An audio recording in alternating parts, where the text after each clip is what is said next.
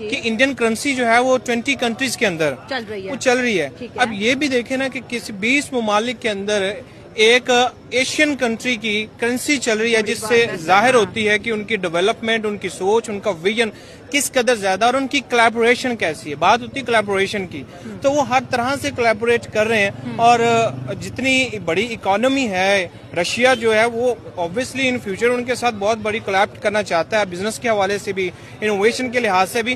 तो लीडरशिप, और अगर मोदी साहब वहां पे गए तो उनकी बात उनको सुनना पड़ेगी, मजबूरी है उनकी, क्योंकि मोदी की उनको डेफिनेटली जरूरत है। अब मोदी को नहीं जरूरत, लेकिन मोदी की उनको जरूरत है। और इसका तो फायदा ये आ रही है दुनिया में कि दुनिया को अब मोदी की जरूरत है।